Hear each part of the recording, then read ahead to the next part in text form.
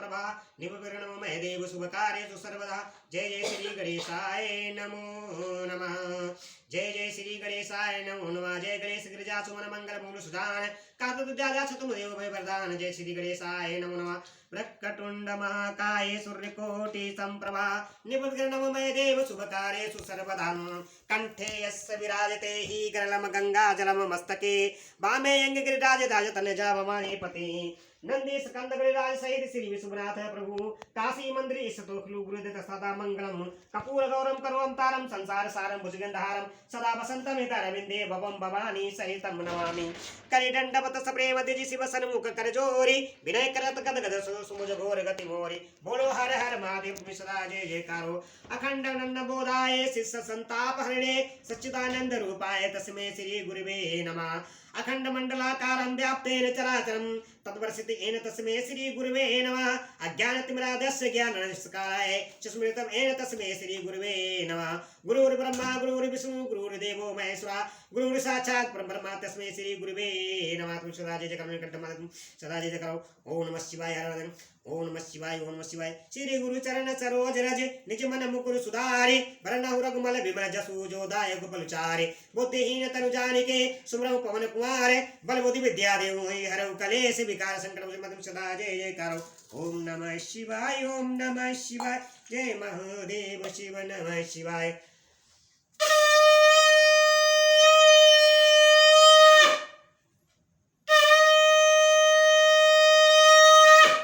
महादेव ओम नमः शिवाय ओम नमः शिवाय। कंठमादं सदा जय जयकार।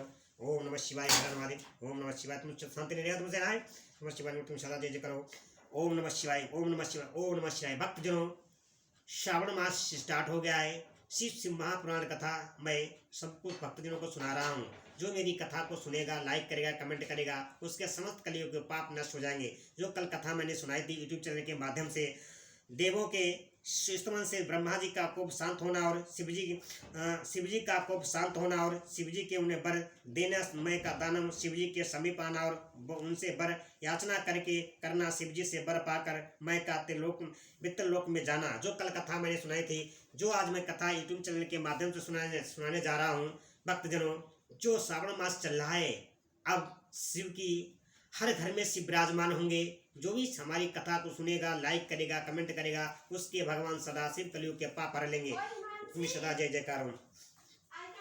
जो आज मैं कथा सुनाने जा रहा हूँ धम्म की तपस्या और विष्णु द्वारा उसे पुत्र प्राप्ति का वरदान शंकरचूड़ का जन्म तप और उसे वर प्राप्ति ब्रह्मा जी की आज्ञा से उस पर पुष्कर में तुलसी के पास आना और उसके साथ वार्तालाप ब्रह्मा जी का पुनः वहां प्रकट होकर देव दोनों का आशीर्वाद देना और शंकरचूड़ का गंधर्व विवाह की विधि से तुलसी का परिग्रहण करना।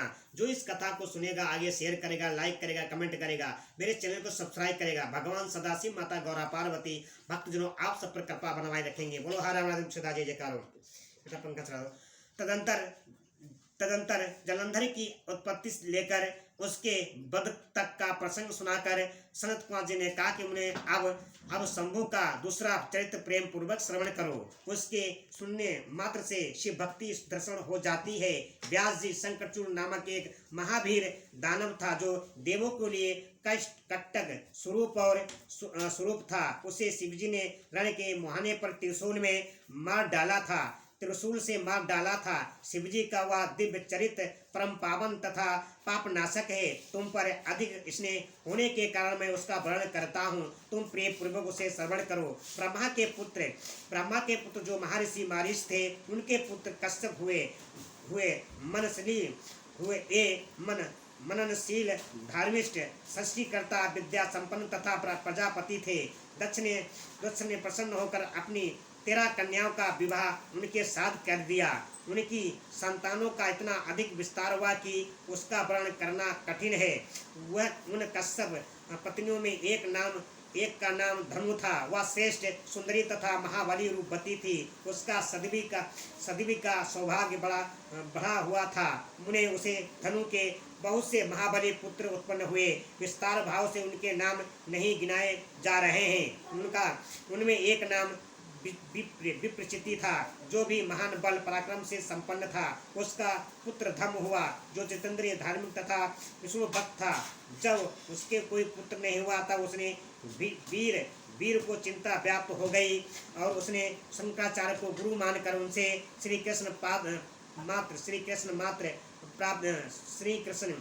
कृष्ण मंत्र प्राप्त किया और पुष्कर में जाकर घोर तप का आरंभ किया। वहाँ सदल आसन लगाकर कृष्ण मंत्र का जप करते हुए उसके 1,00,000 वर्ष बीत गए। तब वह तपस्वी मस्तक से एक जलजयमान तेज निकलकर समस्त व्याप्त हो गया।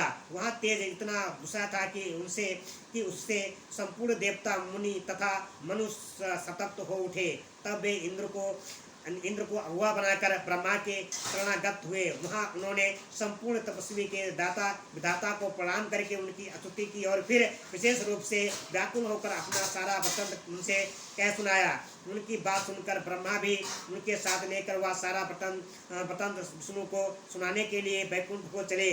वहाँ पहुंचकर सब लोगों ने त्रिलोकी के आदेश्वर तथा रक्षक परमात्मा विष्णु को वीर भाव से प्रणाम किया और फिर हाथ जोड़कर उनकी स्तुति करने लगे। देवता बोले कि देवदेव, हमें पता नहीं कि यहाँ कौन सा कारण उत्पन्न हो गया है, हम किसके तेज से संतप्त हो उठे हैं, या आप ही बतलाएं। दीनबंधु, आपने दुखी सेवकों को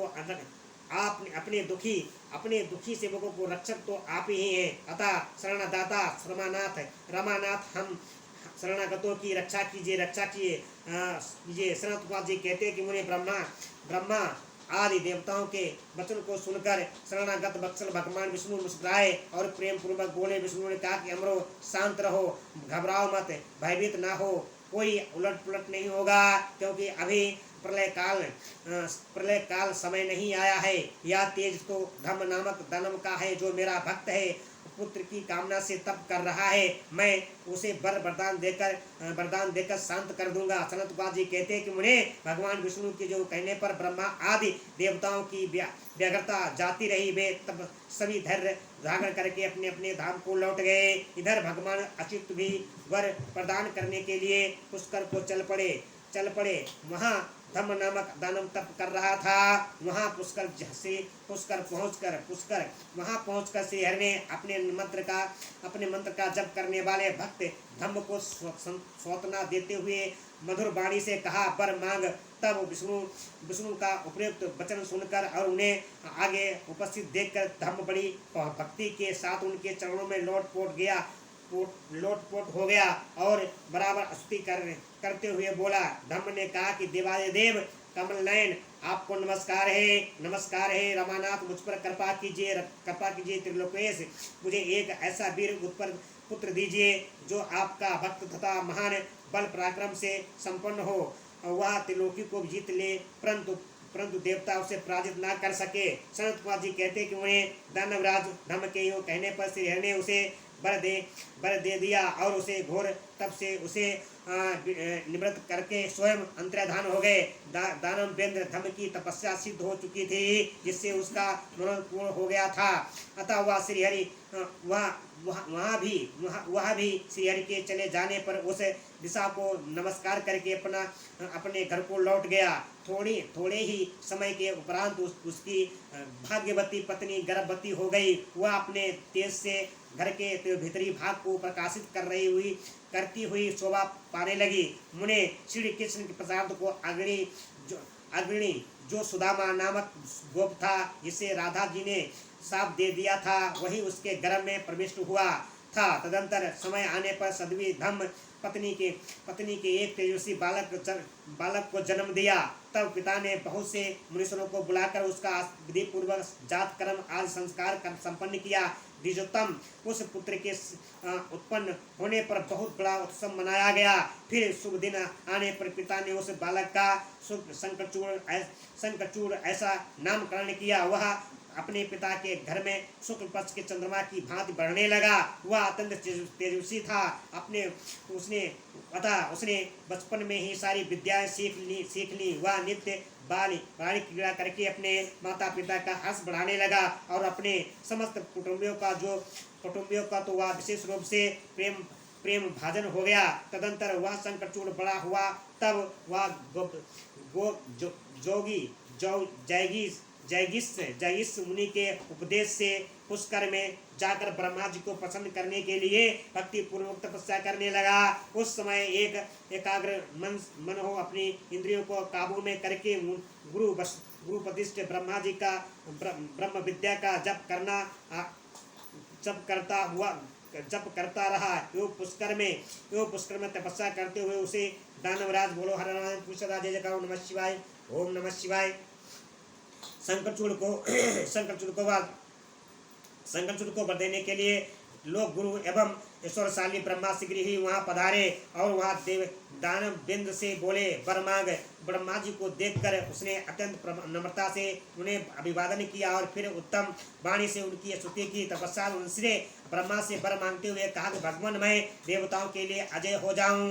तब ब्रह्मा जी प्रसन्न होकर बोले तथा तो ऐसा ही होगा। फिर उन्होंने शंकरचूड़ को दिव्य श्री कृष्ण कवच प्रदान किया जो जगत के संपूर्ण मंगलों का भी मंगल और समस्त विजय प्रदान कराने वाला है। तदंतर ब्रह्मा जी ने उसे आज्ञा दी कि तुम बद्री वन को जाओ। वहाँ धर्मध्वज की कन्या तुलसी सकाम भाव से तपस्या कर रही है, तुम उसे साथ विवाह कर लो। क्यों कहकर ब्रह्मा जी उसे क्षण उसके सामने ही तुरंत अंतर्धान हो गए। तप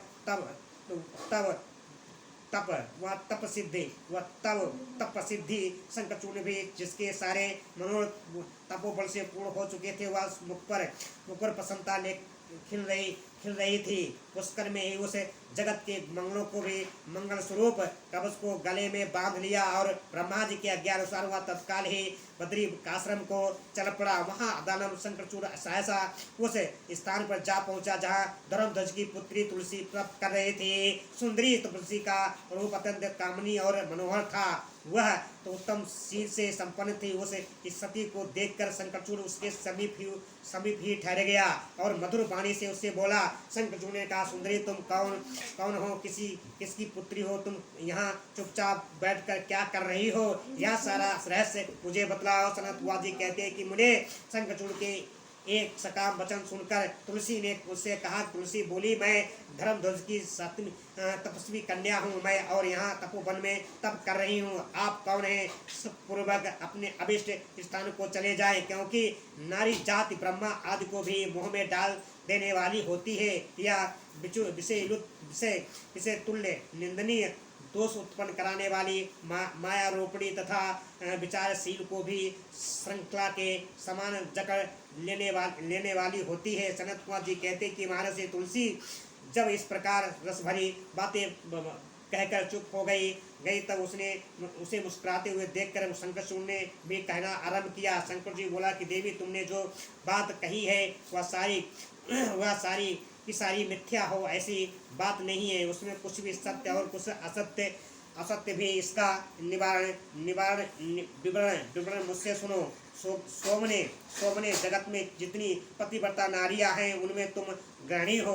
मेरा तो ऐसा विचार है कि जैसी आप पाप बुद्धि, जैसे मैं पाप बुद्धि कामी नहीं हूँ, उसी प्रकार तुम भी काम प्राधीन नहीं हो। फिर भी इस समय मैं ब्रह्मा जी की आज्ञा से तुम्हारे समीप आया हूँ और गंधर्व विवाह की विधि से तुम्हें ग्रहण करूँगा। भद्रे क्या तुम मुझे नहीं जानती? मैं अथवा तुमको कभी मेरा नाम भी नहीं सुना है। अरे देवताओं में भगदड़ मचान डालने वाला शंकरचूड़ मैं ही हूँ। मैं दानव वंशज तथा दंभ नामक दानव पुत्र हूँ। पूर्व काल में मैं श्री हरि का अवतार था। मेरा नाम सुदामा गोप था। इस समय मैं राधिका जी के शाप से दानवराज शंकरचूड़ होकर उत्पन्न हुआ हूँ। ये सारी बातें मुझे ज्ञात है, क्योंकि श्री कृष्ण के प्रभाव से मुझे अपने पूर्व जन्म का स्मरण बना हुआ है। सनत कुमार जी कहते कि मुझे तुलसी के समझ यूं कहकर शंकरचूड़ चुप हो गया। जब दानवराज ने अदरपूर्वक तुलसी से ऐसा सत्य वचन कहा था वह परम प्रसन्न हुई और मुस्कुराकर कहने लगी। तुलसी बोलेगी भद्र पुरुष, आज आपने अपने सात्विक विचार से मुझे पराजित कर दिया है। जो पुरुष स्त्री द्वारा प्राप्त न हो सके वह संसार में धन्यवाद का पात्र है, क्योंकि जिसे स्त्री जीत लेती है वह पुरुष सदाचारी होते हुए भी सदा अपमान बना रहता है। देवता, पितर और समस्त मानव उसकी निंदा करते हैं।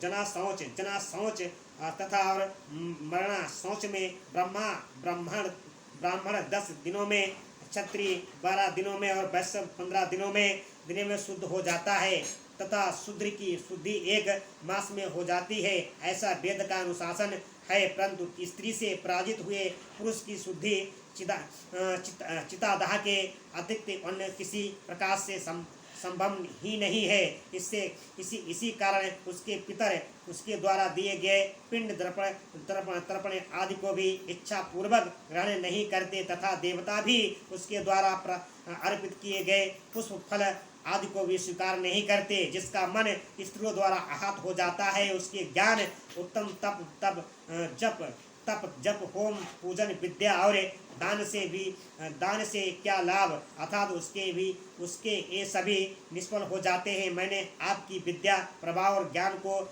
जानकारी के लिए ही आपकी परीक्षा ली है, क्योंकि कामनी को चाहिए कि वह अपने मनोचित कांत की परीक्षा करके ही उसे पति रूप में ग्रहण करें। तुलसीदास शरद जी कहते हैं कि व्यास जी जिस समय तुलसी एवं वार्तालाप कर रही थी उसी समय सृष्टिकर्ता ब्रह्मा वह आ पहुँचे और इस प्रकार कहने लगे। ब्रह्मा जी ने कहा, शंकरचूड़, तुम इसके साथ क्या व्यर्थ वाद विवाद कर रहे हो? तुम गंधर्व विवाह की विधि से इसका परिग्रहण करो, क्योंकि निश्चय ही तुम पुरुष यंत्र हो और यह सती सदवी नारियों में रत्न स्वरूपा है। ऐसा सदा में निपुण का निपुण के साथ समागम गुणकारी ही होगा। फिर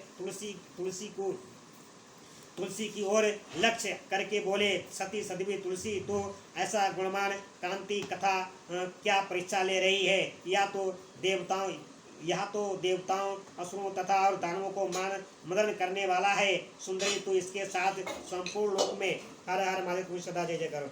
ओम नमः शिवाय, ओम नमः सदा उत्तम स्थानों पर चिकार काल तक अविष्ट यथेष्ट विहार कर शरीरांत होने पर यह अपना गोलोक में श्री कृष्ण को ही प्राप्त होगा और इसकी मृत्यु हो जाने पर तू भी वैकुंठ में चतुर्भुज भगवान को प्राप्त करेगी। सनत कुमार जी कहते कि उन्हें इसी प्रकार से आशीर्वाद देकर ब्रह्मा अपने धाम को चले गए।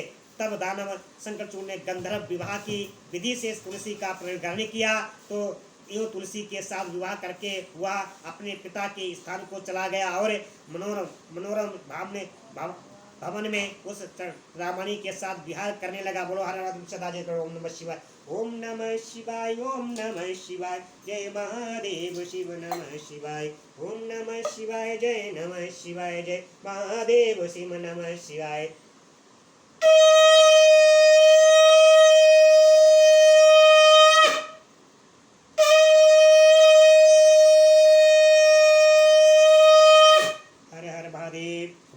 जय जय करो।